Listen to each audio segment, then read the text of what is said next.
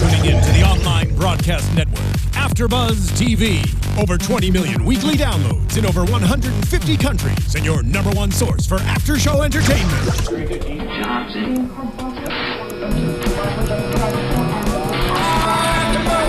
AfterBuzz TV, the destination for TV superfans, producing after-shows for over 300 of your favorite TV shows, interviewing celebrities and showrunners, and bringing you behind-the-scenes exclusives. All thanks to E! Entertainment's Maria Menounos, producer Kevin Undergaro, and internet leader Akamai.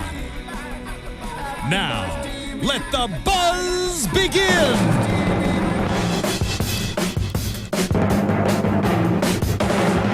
If you get in trouble. Hello, everyone. I'm Kevin Undergaro with a special edition of AfterBuzz TV, a special one-on-one interview with the great Jon Taffer, host of Bar Rescue, the number one actually personality on Spike TV currently, and literally one of my best friends and my idol. Jon, thank you so much for being here. Hey, buddy, I'm glad you disclosed that because we are good friends. Yeah. Which will make this a different kind of conversation. For me anyway, as anyone who knows me and the few that do, don't have any friends, so you are one of my closest friends, and I never thought that day would come, and I'm so proud to say that. Well, be careful because I know your secrets. Yeah, you do. You're the only one. Yeah, you're the only one. Okay, first thing, Jon, we always open with the Sammy Davis Jr. rendition of Hawaii Five-0. Yeah. I never got your opinion on that. I never knew that there was a Sammy Davis version of that song. But, come to get the words make sense, so I got a kick out of it. Yeah, when you get in trouble, that's right. You call on Jon Taffer. Right. Yeah, because Sammy Davis was actually really close friends with Jack Lord and Elvis, their little clique. And anyway, it was his homage to the show and to Jack Lord. He wrote the song. I love Sammy Davis. My daughter's name is Samantha, and I always tell her I named her after Sammy Davis. Sammy. I didn't, but I tell her that anyway. Yeah. Well, so many leading people say one of the greatest performers of all time. Live. That's what they say. Yeah. It's funny, one we never talk about with you is music was your background, right? What was your instrument in the band you played? I was a drummer. Took drum lessons for 9 years when I was a kid in high school and elementary school. Went twice a week, took drum lessons, read, played in orchestras, played timpanis, and became a rock and roll drummer when I was young. When I originally moved to Los Angeles, it was to pursue my drumming career. And I played in a bunch of bands. I don't want to mention it, but I played in a bunch of bands back then. And that's how I started running the Troubadour. I started playing there and started to know people. And one day, Doug Weston threw the keys at me and said, you can run this place. And I started running nightclubs. If it wasn't for music, I don't think that would have happened. And if you're ever in L.A., on Sunset Boulevard, you see the Troubadour. It says Doug Weston's, which is he still alive? No, Doug died maybe 10, 12 years ago, but he was a genius. He was a legend. Unbelievable. People would send him tapes, and he had an ear. And, Linda Ronstadt, Elton John, the people that were discovered at the Troubadour was amazing back in his years. And were these people you met as well? Oh, sure. Wow. Because that's one thing with you, I'm always such a believer in when someone's a great leader, they're just a great leader. And I always said the way Giuliani handled 9/11, I felt like he could almost handle anything. And when I watch you on the show, I feel the same way, that no matter where I put you in, you're gonna lead us out. But I don't know why I have this voice inside me that tells me that you should be or could be doing more with the arts and with music and creativity. And that's why I bring up that background of 10 years in the band. Like, we never hear about it with you, but I feel like it's still there. Well, it's interesting. In my house, I still have my drum set.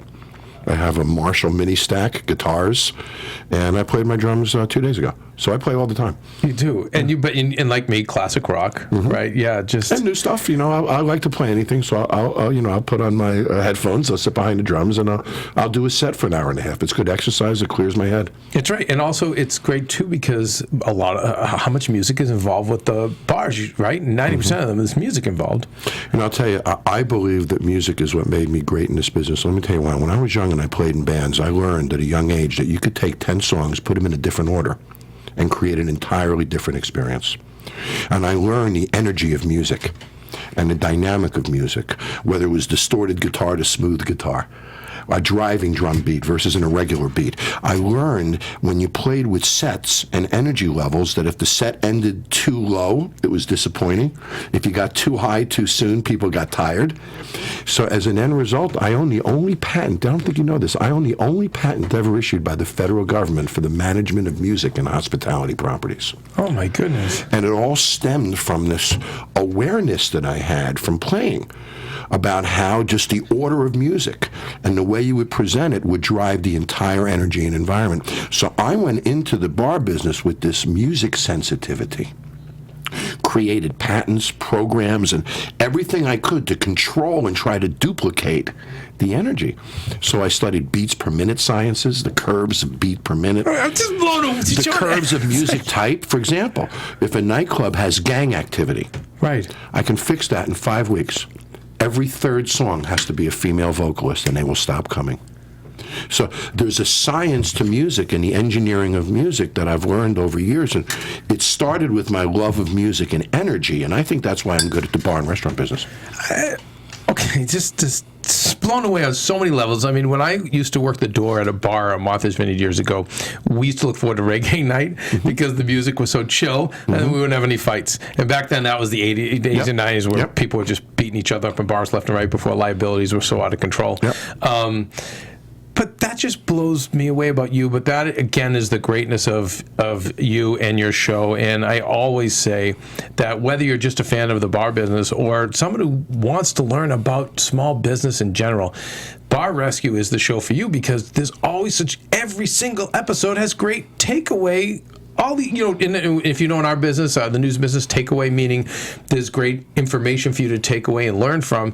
And I'm sitting with you, and every single time I sit with you, you lay something else on me that just really blows my mind. And I could probably talk to you for another half hour just about the music and sequencing, but I know our fans will be mad at us.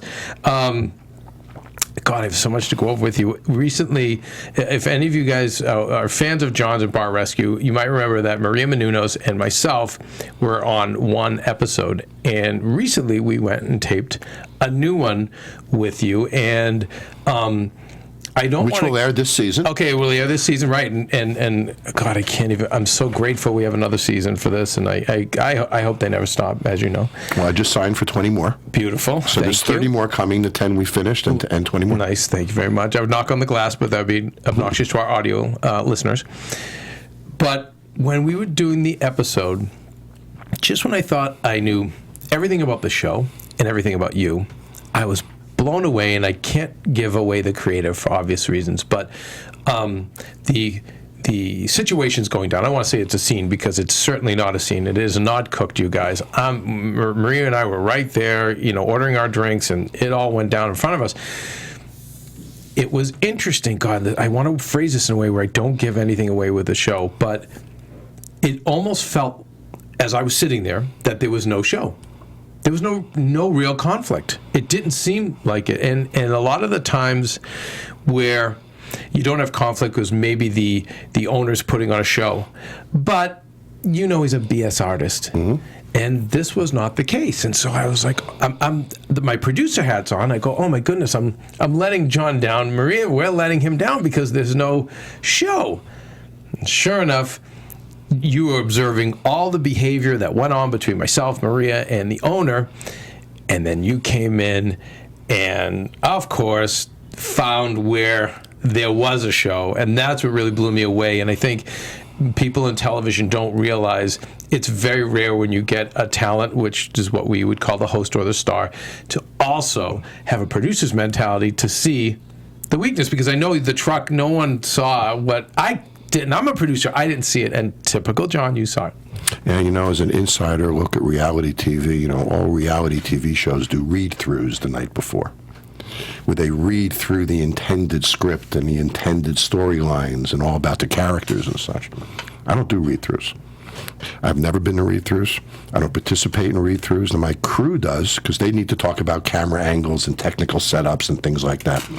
When I get there, Kev, I know nothing about these people. I saw, because we got there when you did, and you're like, okay, what's the story on this guy? I'm like, what? I walk in, I say, what's the story? When did he own it? How much money? Where did the money come from? How many employees he have? Let me see the pictures of the employees, and then I go in and we find a show.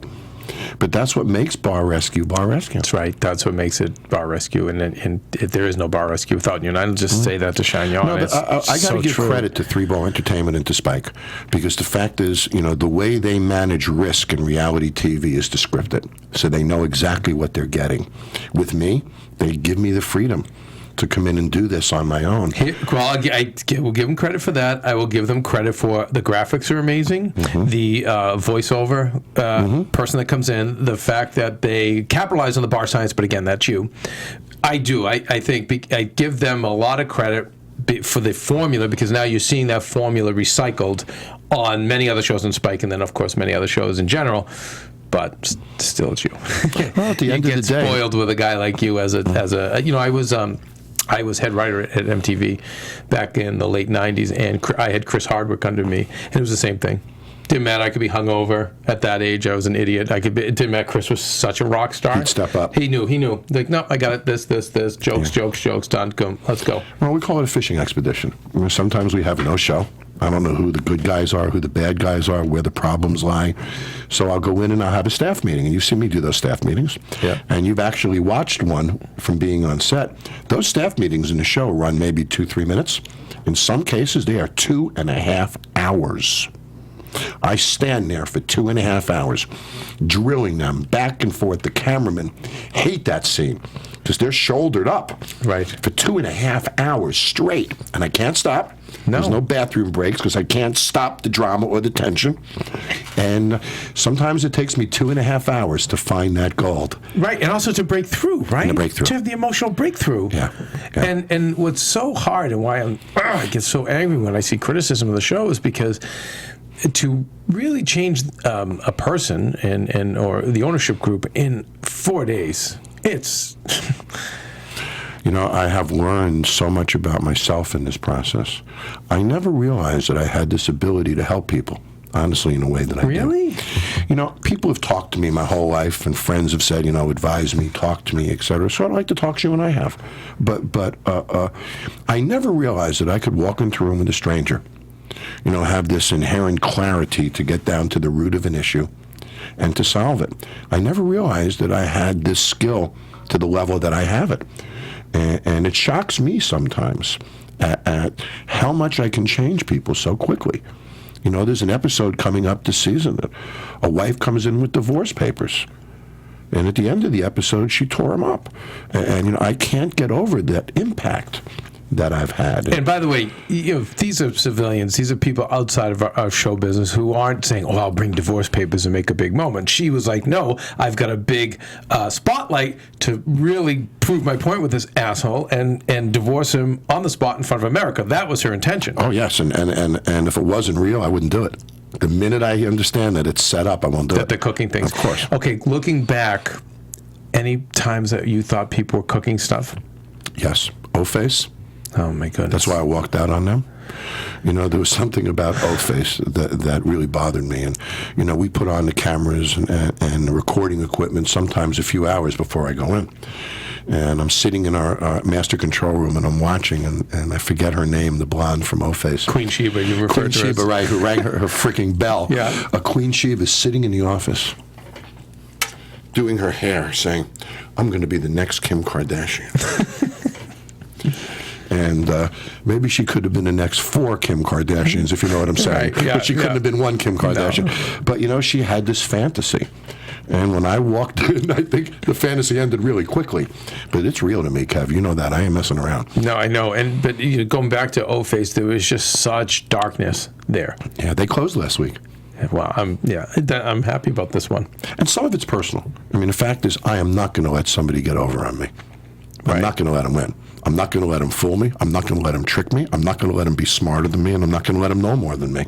Period. The minute that happens, I'm done. Are there times, John, and I notice myself because, I have a lot on my plate, if anyone, knows my career, right? And there's times where guys like us have to make those decisions, hard decisions, and we have to make them quickly.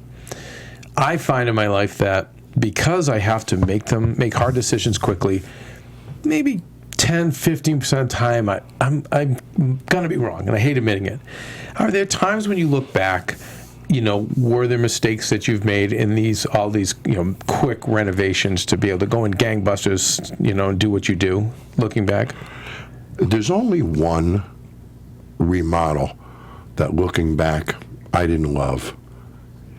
And but I liked it. Okay, but you didn't love it. Which one? Can you say which one? Yeah, it was the retro bar I did, Nick's House. And I did it in Milwaukee. Okay. And it was a really cool concept of all retro furnishings, and it was 70s, 80s. I really like that one. I just, when I finished it, I just didn't feel that it was executed to the level that it could have been. That's all. I liked it, but I felt it could have been better. Whereas there's others that, even though I only had 36 hours to remodel it, I don't think I could have done better. The Firehouse is a great example. Right. Jack's Firehouse. I think Spirits on Bourbon is a great example. No, you have so many. You have so many winning ones. If I had 2 weeks, Kev, instead of 36 hours, I would have done it differently. This is why, God, you're so healthy. I love being around you. But you're right. When you look at it and like, hey, Kev, in these 36 hours, could I have done better? No. That was the best I could do. In 36, yeah. Okay, so I get that. But I can't make that as an excuse. It has to be just as good as what somebody else would do in a month. Well, with your knowledge, I mean, I've been around a lot of people in the restaurant business too. And by the way, I just mentioned we're going to someone's wedding this weekend that owns some of the biggest bars in the world, and they don't have, not even a fraction of your knowledge. You know this, but our listeners don't. What happens in the show is when recon is finished, I get there about an hour before recon. I find out about the bar a little bit, and I go in, I do my thing. When recon is over, we turn the cameras down, we get the employees out of the building, and I go in and design the bar that night. So after recon, it's now 1 a.m. or so. That makes sense. I go in with my team. I come up with the concept. I look at the demographics. I come up with the concept. I define the elements of the bar. Like, there's a beam here. We can work off that. We find the central pieces that we'll use for design elements. Then the next day, which is stress test day, in the morning I'm looking at bar stools and wallpapers, and I'm signing off on everything second day. I'm working with the experts on all the recipes. And day 3, by the morning of day 3, I have to have my logos done, my exterior treatments done, the sign company has to go to work. So by day 3, everything has to be done. 9 o'clock on day 3, I turn it over to my construction team. And they go. And they give it back to me at 3 in the afternoon on day 5. And we're seeing that, I don't know if you must notice it, but what we're seeing as fans is we're now seeing a lot more with you in the hat on. Oh, absolutely. And getting in there and being, doing the dirty work, because some of it happens in real time. I can come up with the plan the first night, but when we start to install it, we don't have blueprints and everything like other people do. Right. So there's challenges and issues that we have. So I have to be there during the remodeling process, answering questions and solving problems. Wow. We call that the hat. When I go in and hat on you. Yeah, the hat. What I also like about the show is I know you said this to me before, but it's good for our fans to know as well that you guys were challenging yourselves to just kind of break the formula every single show. Are we still going to see that in the upcoming seasons? Yeah. And, you're my buddy. This is the best season we've ever done. I love hearing that. I'll tell you why. I think I've gotten better at it. I think my team has gotten better at it, certainly. But now, 3,000 to 4,000 bars sign up every year to be on Bar Rescue. You guys have your pick. We have a big pool of bars to pick. So we find really compelling stories, really compelling situations now. It's really not about the bar. It's about the story. Yeah. The person, the partnerships, the families, the stakes on the line, the houses, the divorces. Those are the things that matter. I was, I should have given credit to 3Ball and Spike for that as well, because the casting is phenomenal. Yeah. This year, this past season, we're always trying to. I feel like Pirates was my first injection of heroin, and I'm always trying to get back to that high. But you have brought us back to that high. We have. I mean, we really haven't talked much about. We always talk about Pirates, so that's just usually our joke. So we're 20 minutes in, we're talking Pirates, but. Pirates is closed. And the special I loved, and I'm. You could see she cleaned up her act. Did you notice in the special she was really trying to behave to get you to come in for the Hail Mary? Yep. But obviously it didn't happen. No, wasn't something I was interested in doing. No. God, you really were. Yeah, as much as we all love that, you're really still miffed about that. I'd be less than honest if I said I liked them. Even the fact that it's now legendary, it could be. Look, it was a great episode. It was amazing. But to spend 5 days with those people was difficult. Lunatics. And you've mentioned on AfterBuzz that you liked One-Eyed Mike. Right. Spend 5 days with One-Eyed Mike and then tell me that. No, and then I did. I loved him, and I said, we got to hire him. He's great in this. And I love the fact that a pirate put himself in khaki pants and wore glasses. And then you're like, hey, Kevin, he also took a knife to somebody's throat. Yes. And they were pirates all the time. I could not teach them not to be pirates, Kev. It was bizarre. Oh, my goodness. It's so crazy. It's like, me put on a sailor suit and I'm Popeye. And I'm Popeye 24 hours a day. Let it go, man. Let it go. And this, and John, this is my dysfunctional side, which is why I have to have people like you and my girlfriend Maria in my life, because there's something about those people, the madness that I just love. But maybe after 5 days, I'd want to shoot myself. Keeps it interesting. If we were all normal, life would suck. But you're right. But they were just. I remember watching the episode and getting frustrated and being angry. It was one of the first episodes I saw and being like, oh my God, what the hell is going on here? But when I was a rookie at this, I would show up at a location like that, and I would look at my executive producer and say, are you kidding me? I mean, how do I work with these people? And I thought that they were going to bring me, this was early in the show, they're going to bring me to good situations. Right, just a bar like, hey, we're not making money, we have a leaky roof. And I seem to forget sitting in the conference room with Spike when we sold them the show, saying to them, you find me the worst disasters in the world. But I never realized they could be this bad. So Pirates was one when I walked up to. I said, are you kidding me? I love it. But the one that I walked up to, Headhunters, because they had a girl hanging on hooks. Oh, my God. With the hooks in the back of her skin. Remember, they had the miscarriage band? And yes. I walked up to that one. That was just dark. And I almost said, I'm not doing it. And then I realized, those are our best episodes. They're the best. No, there's a formula, and I don't know if you guys do it, but if you got to stay on the formula of, like, sometimes give us the family episode, the family in crisis that you pull out. Then you got to give us the evil, the nutcase like Pirates, and who was the hippie from Chicago? Lonnie Walker. And what was her bar? The Monkey Bar? Clear Bar. It was Wonder Bar. The Wonder Bar will never close. Great lunatic, and then you want our evil, dark villains. And I think like that, if we just keep rotating out every 3 episodes, which you guys essentially do. So Wonder Bar, I got to tell you. Yeah, please, because I do. What I was going to say is, I never talked to you about Wonder Bar, but that's like my new Pirates. I want to hear more about Wonder Bar. She came off like the nicest person in the world, but she wasn't. Hey, you know what I say, John? Oh, this guy I'm getting a lot of anger from this. To me, she was the spirit of the true hippies, which were full of crap. That's right. Just didn't want to work. It was all just more fun for free. Exactly. Narcissism, free sex, free drugs, and F this. And we saw it go completely off the rails with Manson and his family, which ended it. But and by the way, and I'm a moderate guy. But that when I saw her, I was like total narcissist. Like what went wrong with the hippies was right there. She screwed her son, is what she did in the end. So the next day after I left, I had her sign a contract that she wouldn't change her name back. Had she changed the name back, I wouldn't sue her. Right. It's just to prove what somebody's integrity is. Mm-hmm. So she signs a contract with me, takes the money for the remodel, takes what I built. I thought it was a pretty cool bar. It was amazing, gorgeous, the lighting system Chicago. that went up. Oh, please. It was perfect for North River, Chicago. She changes the sign back to Wonder Bar the next day. Now, I know her son didn't want to do that. I know that her son was excited about it. Yeah. And so that's what she does. And then a couple of weeks ago, I read a post on Facebook that I just couldn't get over from her. It talked about the fact that her rent is really high now. She's behind on her rent 7 months. And she's asking people to donate money to save the music.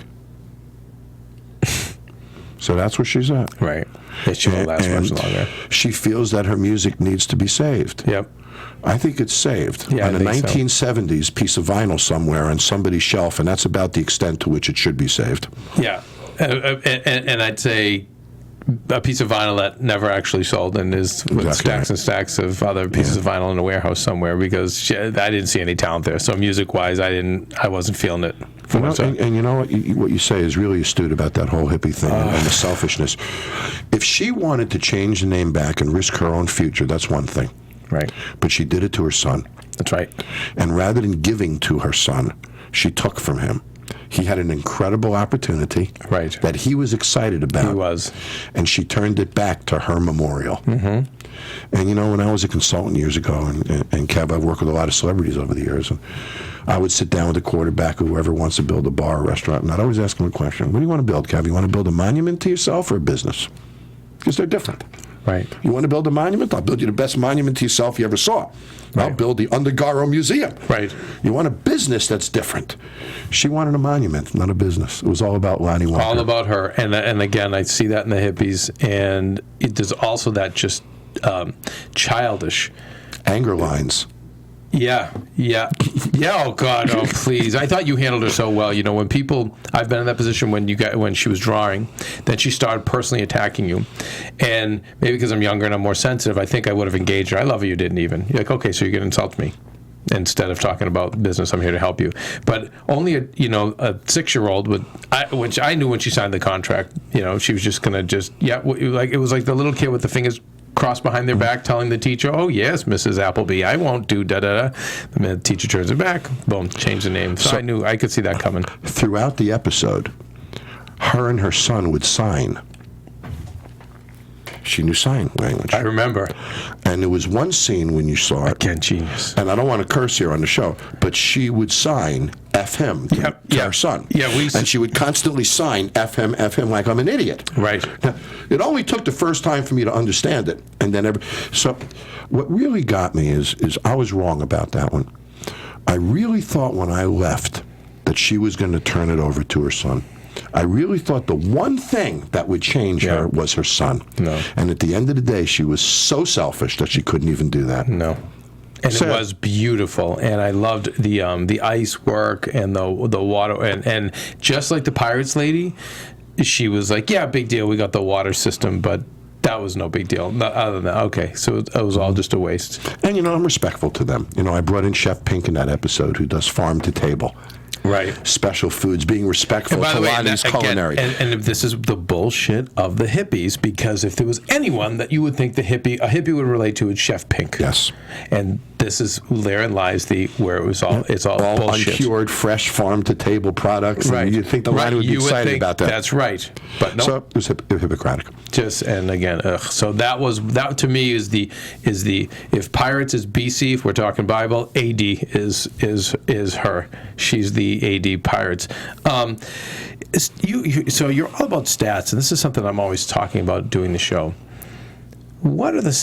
Can you tell me what the statistics are of bar owners that are addicts? I don't know what that statistic is. You know, I know that I've seen numbers that for first-time bar operators, 1 out of 12 succeed. Right. I would venture, this is just not statistic, this is just me and doing this for so long, I'd say 50% of the failures are alcohol or drugs related. One of the big three, drugs, sex, right, or alcohol. And you know, I've seen as many bar owners succumb to sex as I have alcohol. And you know, there's two things I've learned in the bar business. You know me well, Kev. We spend a lot of time together. I'm not a big drinker. No. Alcohol is for selling, not for drinking to me. Right. And my customers are for my customers, period. I don't interact with customers in that way. And you know, that's the way you have to look at it. I'm that way with my bartenders and my staff always. The customers are for the customers. You never compete with a customer for a girl. And you have to understand it's all about them. Yeah, you want to connect people. You don't want... Yeah. And that's when bar owners blow it. It's almost it's the same Lonnie story. It's not about me. It's about them. I'm building a stage for them, not for me. Right. I'm supposed to disappear. They're the ones that are supposed to be in the spotlight. And then the other thing is, I'm sure, fooling around with the staff, too, right? A lot of owners. Yeah, of course. But, you know, that's something I never succumbed to. God, it's funny. That's probably something that should be advised. I mean, you know, you would... Because you know... A typical guy, I'm always fantasized about opening a bar, but now I know I'm going to lessen my chances by, obviously. But you're not a big drinker. No. You're a good, loyal guy. You're not a womanizer. No, but so I have to make sure the staff, profile. but also whoever runs it, you know, needs to, you know, I didn't know that. Just because I want to see... Something interesting you mentioned earlier. I just want to mention it. It was one of the first things you said to me. I did an interview with Entrepreneur last week. Okay. And you were talking about leadership. Right. And they asked me, what was the one quality of leadership? And you're going to like this, because I don't think you've ever heard me say this before. I really thought about it. And the greatest quality of leadership is wanting the people beneath you to truly be successful. Oh. And I don't believe leadership can be taught. You either have it or you don't. Now, you're a leader because you care about everybody who works with you. Yeah. You want to make them successful. I always say I'm rooting for their success as much as mine. You'll spend the time with them. Yep. You'll teach them. You'll train them. Mm-hmm. You'll invest in them. Right. You'll put money and resources behind them. That makes you a leader because you are protecting their success. Leaders are the most unselfish of all. You determine your success through the success of others.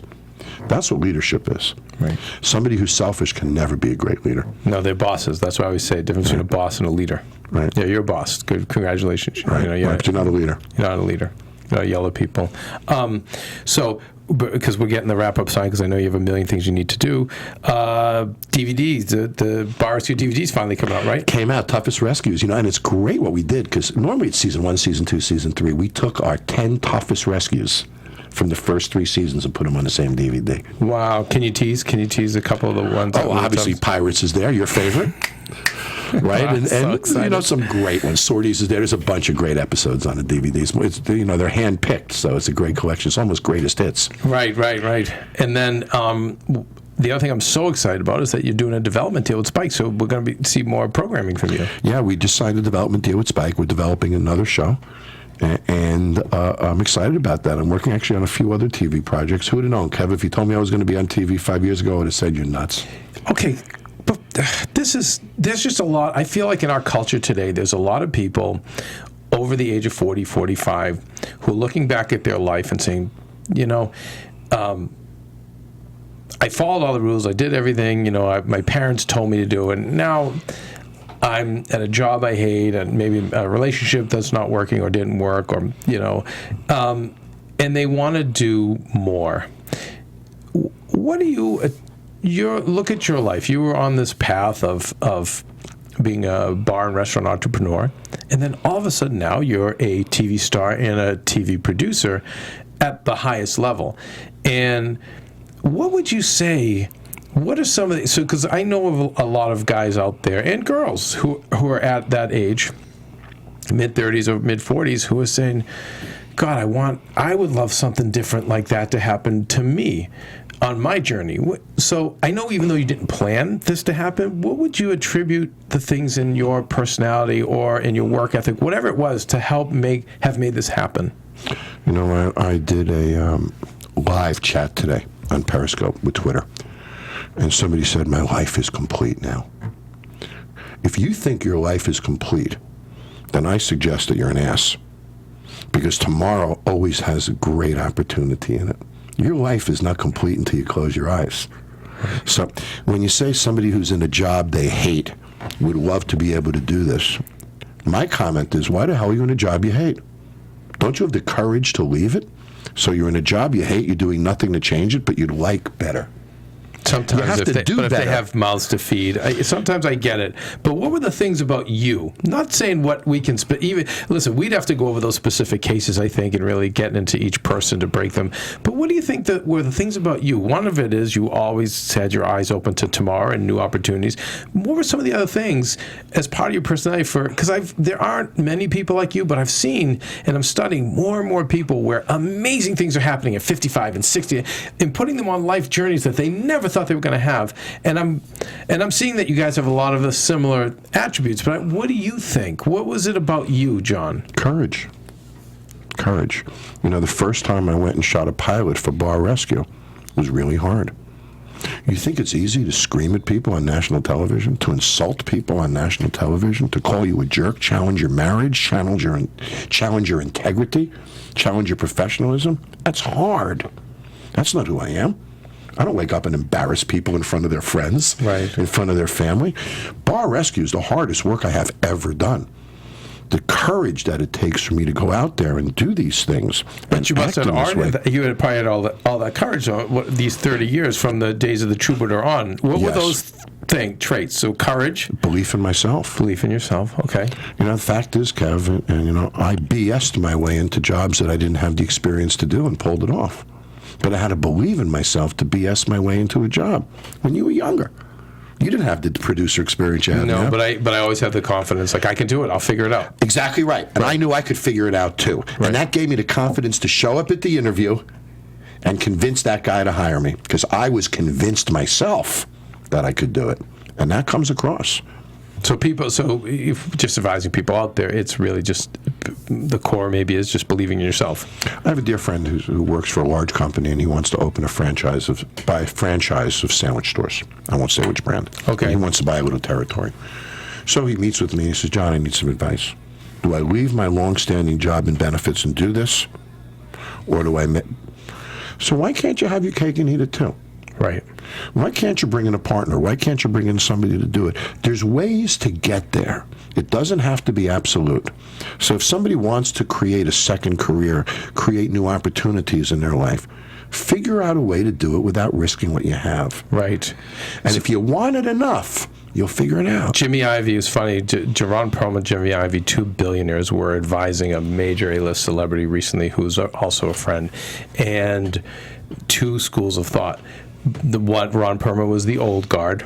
Jimmy was more the new guard. And Jimmy was like, hey, how do you I created Beats not out of some big giant office. I created it out of my job at Atlantic Records. I had my job there. I did my job very well. And in my wee hours, I took the assets I had there to parlay Beats. So, it's about don't quit your day job. It's the old thing. It's nights and weekends and like you said, partnering and doing other things like that. So now with me, I didn't give up my consulting practice. I didn't give up my trade show work. I continued to do those things. Yeah, you still have everything. I didn't give up my other work. I just figured out how to do it all. No, and I'm the same way. All right, John. Everyone's like waving and going crazy because we talked up like a couple of yentas, but it was amazing as always. I am so excited for the new season of this show, and may it go on for. God, just give me another 4. I'm not asking for much. Just Spike, another 4 seasons, I'll be good. Then we'll find another show for you. Well, we're shooting our 100th episode, October 9th. I see that scares me because to a suit they go, 100, we're good now. We could just repeat the hell out of it. No, I'm signed to 114, so Beautiful. We're going that far. All right, 114, but all right, 150. Okay, John.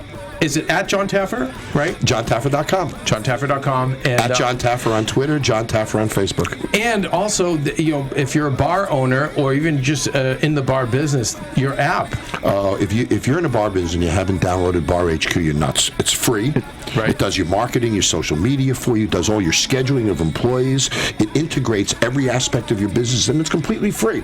It's something I did for the bar industry. So take it, use it, download it now. Nice. Okay, at Undergaro for me, Stephen in the booth, thank you so much. We'll be back. From executive producers Maria Menounos, Kevin Undergaro, Phil Svitek, and the entire AfterBuzz TV staff, we would like to thank you for listening to the AfterBuzz TV network. To watch or listen to other after shows and post comments or questions, be sure to visit AfterBuzzTV.com. I'm Sir Richard Wentworth, and this has been a presentation of AfterBuzz TV. Buzz you later. The views expressed herein are those of the hosts only and do not necessarily reflect the views of AfterBuzz TV or its owners or principals.